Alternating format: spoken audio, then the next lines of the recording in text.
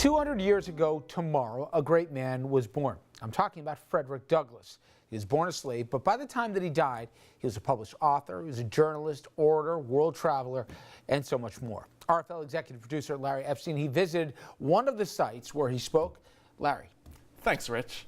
Douglass was just one of the many legendary people who went to Cooper Union down in the Village to speak. Mark Twain, Susan B. Anthony, Abraham Lincoln, just to name a few, and of course, Frederick Douglass. Douglass was born into bondage in 1818 in Maryland. At the age of 6, the slaveholder's wife taught him to read.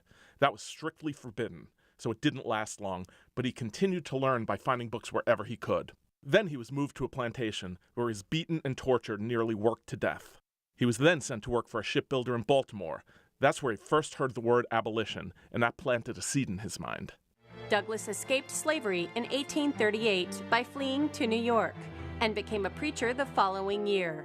Certainly, during Douglass's time, literacy for Africans was absolutely forbidden. In fact, it was very clear that once Africans could read and write, many wrote their own passes. Douglass got married, then he and his wife moved to Massachusetts, and he continued to make connections. In 1841, he spoke at an anti-slavery convention and told his story. Soon after that, he wrote his first book, his autobiography, the first of 3 books he had published. Douglass went on to establish an abolitionist newspaper called the North Star. Then he toured Europe and America speaking about his experiences and abolition. Fast forward to 1863. The Civil War is raging. President Lincoln issues the Emancipation Proclamation on New Year's Day. That executive order freed all slaves, but only in Confederate states. Douglass was invited to New York City to comment on it. He spoke at the Great Hall at the Cooper Union. Here's Peter Buckley, Associate Professor of History. Some people thought it was a little too strident, indeed a little too militaristic, because the second title, as it were, of the speech is the Rise of a Negro Army. It was a kind of a militarization, indeed, of abolitionism that he really promised through the speech, and so it did indeed scare people. Away with prejudice, away with folly. And in this death struggle for liberty, country, and permanent security, let the iron hand of the black man fall heavily on the head of the slave-holding traitors and rebels, and lay them low. 3 years before Douglass was here, Abraham Lincoln himself spoke here on this very stage using this very lectern in his famous Right Makes Might speech.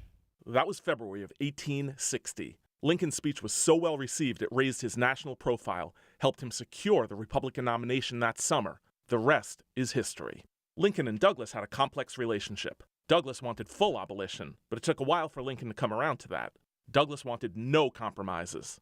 Lincoln was a politician who had to sometimes compromise. But in the end, Douglass had immense respect for Lincoln. Here's part of his memoir. Mr. Lincoln was not only a great president, but a great man. Too great to be small in anything.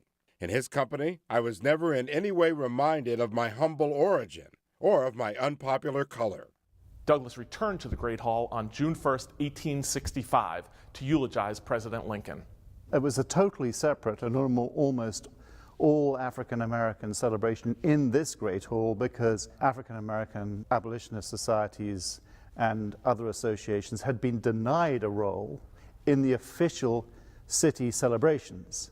So already, as it were, there was a form of segregation coming at the very moment of Lincoln's assassination. In 1895, some 30 years later, Douglass himself died in his Washington home. He was 78 years old. And you know, Larry, one of the things that you take from it and from people who are students of history, Douglass's writings kind of mirrored the frustrations but also the challenges at that time between incremental steps to getting rid of slavery or abolition in certain areas. People said you're moving too slowly. Some people thought that this was radical at the time, and he kind of embodied that in his writings. He really did, and that's actually where he and Abraham Lincoln occasionally clashed, because Douglass wanted, as I mentioned in the piece, full abolition, but that was considered very radical, as you mentioned, and Lincoln just simply could not do that. So he had to come upon it over time, and then finally, of course, Emancipation Proclamation won the Civil War. The slaves were emancipated, so everyone got what they wanted, but it took a lot longer than what Douglass would have liked. Finally, I know you love history, but people don't have to travel as far as they think. Cooper Union is one of those hidden gems. And you mentioned some of the people who have spoken there. Some of the most significant speeches in the 20th and 19th century happened right there, and it's right there in Lower Manhattan. Yeah, it's amazing. It's right in Greenwich Village, so people walk by there every single day and have no idea that in the basement there's a beautiful theater opened in 1850 or so, and Lincoln made one of his most famous speeches. Douglass, basically also the suffragette movement, just about started there. It's really an incredible place that everyone should visit. It's like a museum. They have pictures there. You can go into the place. It's beautiful. It's right in Astor Place. And obviously, as you saw, they opened their doors for you. Thank you, Larry. Coming up next, I don't have to tell anybody just how bad the flu season has been this year, and it's actually getting worse. But the question is, when will the worst be over? We'll get into that after this. Any homework in between? Of course.